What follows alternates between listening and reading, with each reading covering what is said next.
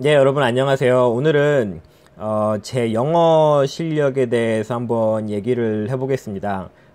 제 영어 실력을 자랑하려는 의도는 아니고요. 뭐 자랑할 것도 없지만 아무래도 이 영어가 이민의 가장 중요한 요소 중에 하나고 또 답글 달린 것들을 보면 굉장히 또 여러 가지 다양한 의견들이 존재하는 것 같아서 물론 충분히 이해는 갑니다. 사람마다 상황이 다르고 경험이 다르고 하기 때문에 충분히 여러 가지 다른 의견들이 있지만 그래도 저의 그 경험을, 저의 그 현실을 얘기를 해드리면, 한 예로서, 이해를 하시는 데 도움이 되지 않을까 싶어서, 저의 그 현지 영어 실력을 한번 좀 자세히 한번 말씀을 드려보겠습니다. 보통은 제가 출퇴근하면서 영상을 찍는데, 오늘은, 보시다시피 지금 제가 토론토 근교로 출장을 와서 이 호텔에 지금 묵고 있거든요. 그래서 오늘은 좀 약간 색다른 곳에서 이 영상을 찍게 되었네요. 네, 그래서 지금 제 영어 실력을 간단히 먼저 요약을 드리면은, 직장 생활 하는 데는 크게 지장이 없다. 업무를 하고 이럴 때는 크게 어려움은 없다. 하지만, 사적인 얘기를 할 때는 아직도 조금 힘들다. 예, 그렇게 간단하게 요약을 할 수가 있겠는데, 먼저 제가 한국에서 캐나다에 오기 전에 영어가 어땠는지를 한번 말씀을 드려볼게요. 저는 한국에 있을 때 나름 영어에 관심이 많았거든요. 그리고 직장에 다닐 때도 영어를 쓸 일이 꽤 있었고, 토익이나 토플 점수 이런 것들도 꽤 잘 나오는 편이어서 어떻게 보면은 좀 한국의 그런 대표적인 한국 교육, 영어 교육 시스템의 표본 같은 사람이 아닐까 그런 생각을 한번 해봅니다. 나름 영어에 자신이 있었죠. 왜냐하면 점수도 잘 나오고, 또 직장 생활 한국에서 할 때 외국 사람들 만나면은 뭐 힘들긴 하지만 그래도 어느 정도 의사소통을 하고, 물론 이제 그때 만났던 사람들은 주로 이제 뭐 일본, 중국 사람들 아니면 뭐 유럽 사람들 이런 사람들 만났기 때문에 조금 상황 자체가 다르긴 하더라도 그때 당시에는 영어를 좀 잘한다는 그런 약간 느낌이 있었죠. 하지만 제가 캐나다에 처음 와서 가장 크게 느낀 거는 정말 이 영어가 다르다. 이 캐나다 현지에서의 영어는 다르다. 아마 미국도 마찬가지겠죠. 그때 정말 벙어리가 된 것처럼 느끼고, 그 다음 귀머거리가 된 것처럼 느꼈는데, 생각을 해보면 이 국제 공용어로서의 영어, 그 다음에 이 북미의 그런 일상 언어로서의, 생활 언어로서의 영어는 좀 다른 게 아닌가 싶습니다. 이 영어는 정말 세계 공용어라고 할 만큼 많은 사람들이 전 세계 각국에서 많이 사용이 되고 있고, 뭐 국제 이렇게 외국인들이 만난 자리에서는 영어가 이제 보통 주로 의사소통 수단이 되잖아요. 근데 저는 그런 측면에 있어서는 나름 괜찮은 수준이었다고 생각이 되는데, 막상 캐나다 오니까는 그런 그 공용어로서의 언어는 그렇게 힘을 못 쓰더라고요.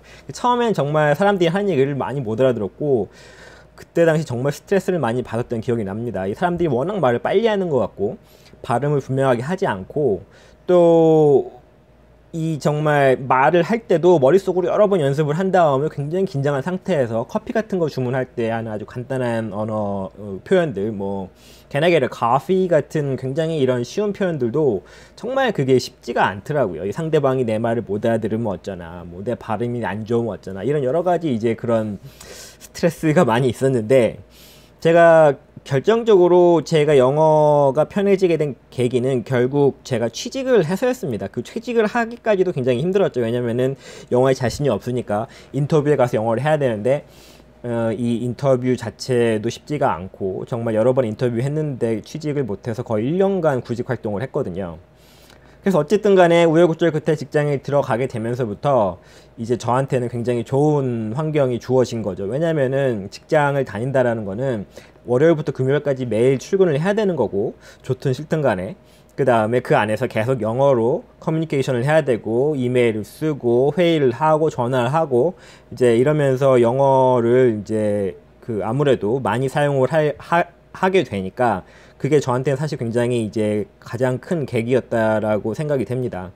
처음에 이제 직장에 가서는 이 팀원들하고 거의 얘기하는 것도 힘들었지만 가장 힘들었던 거는 전화 영어였습니다. 이 전화 영어라는 게, 전화가 이렇게 음질이 뚜렷하지가 않잖아요. 실제로 사람이 얘기하는 것도 알아듣기 힘든 마당에 이 전화에 그런 잡음이나 이런 게 섞이니까 정말 이해를 못 하겠더라고요. 그리고 또 여기 이 북미에서는 컨퍼런스 콜을 굉장히 많이 이용을 하거든요. 여기 워낙 땅덩이가 크고 뭐 협력업체가 먼 곳에 있거나 아니면 같은 회사 사람들이 먼 곳에 있거나 이래서 그리고 컨퍼런스 콜을 할 일이 굉장히 많습니다. 그러면 전화보다도 더 힘든 게 이 컨퍼런스 콜이거든요. 정말 이 처음에는 컨퍼런스 콜 한다 그러면은 정말 막 긴장되고 못 알아듣고 막 스트레스 받고 정말 그런 여러 가지 일들이 있었죠.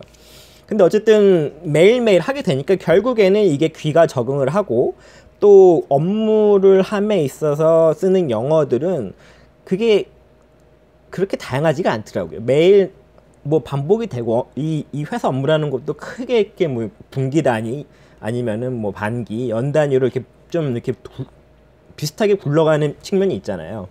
그래서 제가 직장 생활을 몇 년 반복을 하다 보니까 이 업무에서 하는 영어는 저한테도 여러 번 반복을 할 기회가 주어지고 또 비슷한 것들을 비슷한 생각들을 제가 표현을 하게 되고 이렇게 반복을 하게 되니까 이 업무에서 사용하는 영어는 지금은 현재는 크게 어렵지가 않습니다. 크게 생각을 막 머릿속을 굴리지 않아도 제가 하고 싶은 말을 할 수가 있고 상대방이 하는 말 웬만한 건 다 알아듣고 물론 아직도 제가 네이티브만큼 영어를 하는 게 아니기 때문에 가끔가다 사람들이 내 말을 못 알아듣는다거나 그런 경우는 분명히 있습니다. 하지만 그거는 사실 어쩔 수는 없는 것 같고 뭐 제가 캐나다에서 더 오래 산다고 해도 제가 정말 네이티브만큼 영어를 유창하게 할 것이냐 그렇게 생각하면 그것도 사실 좀 어려울 것 같다는 생각이 들고요. 하지만 또 그럼 과연 내가 네이티브만큼 영어를 캐나다에서 살려면은 해야 되냐라고 또 생각을 해보면 그건 또 아닌 것 같거든요.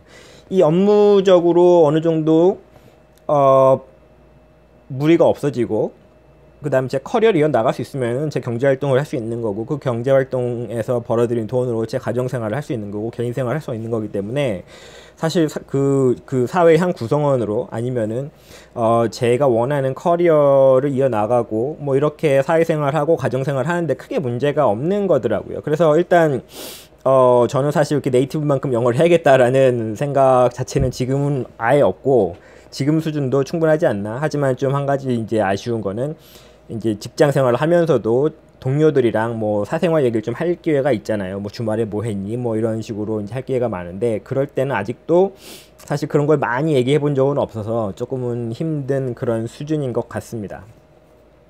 그래서 제가 지금 캐나다에 살면서 지금 5년이 지나고 그래서 가장 최근에 제가 또 약간 좀 스스로 내 영어가 좀 발전했다라고 느낀 점은 제가 지난 5월 달에 직장을 이직을 했거든요. 이전 직장에서 이제 한참 다니다가 어느 정도 한계가 보이는 것 같아서 여러 군데 지원을 한 다음에 인터뷰 여러 번 보고 그 다음에 지금 현재의 이제 직업을 찾았는데 이 분명히 인터뷰를 여러 번 한 다음에 마지막 이제 제가 취직이 되는 거니까 이 인터뷰를 할 때 그 인터뷰를 하는 사람들도 분명히 제가 이 네이티브 영어를 구사하는 사람이 아니고 분명히 이민자인 걸 분명히 알 수가 있고요. 또 제 이름도 뭐 현재 이름하고 좀 차이가 있으니까요. 그런데도 보면은 이렇게 좋은 조건에, 그러니까는 지금 제가 하고 있는 일이 이전 일보다, 이전 일은 제가 그 회사에서 처음에 말단으로 시작해서 2번 정도 이제 진급이 됐었거든요. 근데 그 2번 정도 진급이 된 상태에서 한 단계 정도 더 나은 조건으로 이 회사로 옮기게 됐는데, 그런 거 보면은 제가 사실 네이티브가 아니라고 하더라도, 제 언어가 조금 부족하다고 하더라도 그 고용하는 입장에서는 크게 문제가 되지 않았기 때문에 저한테 잡을 준 거잖아요. 그냥 어떻게 보면은 저는 이제 영어에 있어서는 더 이상 그렇게 크게 부족하지 않다, 부족한 점이 없다라는 그런 생각을 가지게 됐습니다. 그래서 제가 캐나다에 온 건 2010년이고 여기서 지금 2017년이니까 7년 정도가 지났지만 또 2년 정도는 제가 프랑스에 있었기 때문에 5년을 제가 캐나다에 있었고 1년은 구직 활동을 했기 때문에 4년 정도 지금 직장 생활을 하고 나니까 영어에 대한 그런 부담감, 영어에 대한 그런 힘든 점이 대부분 다 사라진 것 같습니다. 예, 그래서 이제 한국에서 뭐 이민을 계획을 하시거나 생각을 하시는 분들도 저와 같은 비슷한 상황에 이제 처하게 되시면 이 정도 시간이 걸려서 저처럼 저 정도의 그런 상황이 되시지 않을까, 그렇게 아마 대략 짐작을 해보실 수 있을 것 같고요. 이 뭐 한 가지 제가 제 생각에 가장 중요한 점은, 굳이 네이티브처럼 못한다고 해서 그게 여기 캐나다에서 엄청 불이익을 받거나 무시를 당하거나 그런 거는 사실 절대 거의 없는 것 같거든요. 제가 본 적도 없고, 또 다른 이민자들도 저보다 훨씬 더 심한 액센트를 가지고도 일 잘하고 있고 승진 잘하고 이러는 거 보면은, 이 정말 한국에서, 아니면 제가 옛날에 생각하던 것도 그랬지만, 한국에서의 그런 생각이 영어를 못하면은 무시당하고 아무것도 못한다, 뭐 이런 그런 거는 사실 걱정을 안 하셔도 될 것 같습니다. 네, 그래서 제 이 영어 실력에 대해서 자세히 한번 얘기를 해봤는데, 또 그동안 제가 어떤 과정을 거쳐서 지금의 이제 영어 수준까지 오게 됐는지, 이런 점들을 좀 자세히 설명을 한번 드려봤습니다. 도움이 좀 되셨으면 좋겠고요.